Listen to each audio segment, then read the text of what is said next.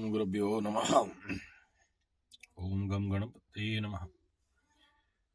अति गर्भे हतलंका अति माने चकौरवा अति दाने बलिर्बद्ध अति सर्वत्र गोहितम। जब कोई भी चीज विश्व में अति होता है तो समझ लेना कि विनाश की ओर जा रहा है। विनाश अवसंभावी और बहुत शीघ्र पतन। ऊपर वाले के घर में देर जरूर है, अंधेरा नहीं है। भगवान ऊपर वाला सब कुछ सहते हैं, गर्व और घमंड नहीं सहते हैं। और जब जब कोई अपने को भगवान साबित करने लगा या अपने अंदर देवत्व का घमंड आने लगा तो समझ लेना कि इसके जीवन में इंटरनल डाउनफॉल होना चालू हो गया। आत्मोपलब्धि होना और बाहर बाह्य प्रदर्शन करना कि मैं भगवान स्वरूप हूं, मैं ईश्वर स्वरूप हूं या मैं ईश्वर अवतार हूं, या अपने को ऊंचा दिखा के बाकी को दबाने का कोशिश करना, या अपने को साबित करने का कोशिश करना कि मैं अंश अवतार हूं। जितने भी 10 अवतार हुए बुद्ध अवतार तक और आगे कल की अवतार, और हमारे उड़ीसा मान्यता के अनुसार कल की भगवान तो अवतार भी ले चुके हैं, लेकिन वो अपने को गुप्त रखते हैं। तो कोई भी अवतार कभी खड़ा होके ये नहीं कहा है कि मैं अवतारी हूं।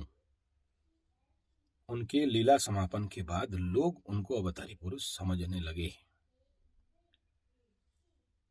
जानने लगे कि हमने बुद्ध जाने के बाद लोगों को समझ में आया कि कितने बड़े महान तत्वों को हम लोग खो दिए।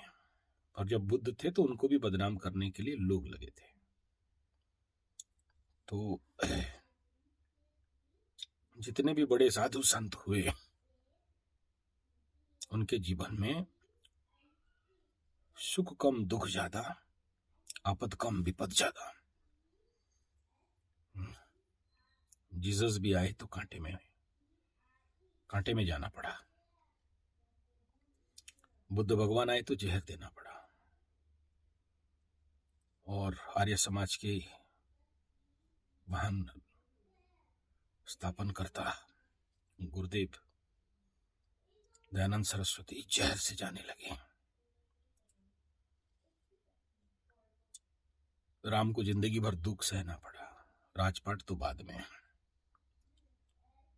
कृष्ण का जीवन जेल से शुरू होता है।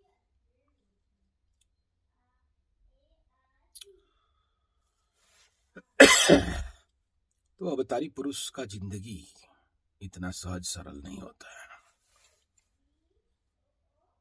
उनको बहुत कुछ झेलना पड़ता है और वो कभी अपने को ये डिक्लेयर या दिखाने या किसी भी गणमाध्यम के द्वारा अपने को भगवान बनाने का कोशिश, दिखाने का कोशिश, साबित करने का कोशिश नहीं करते हैं।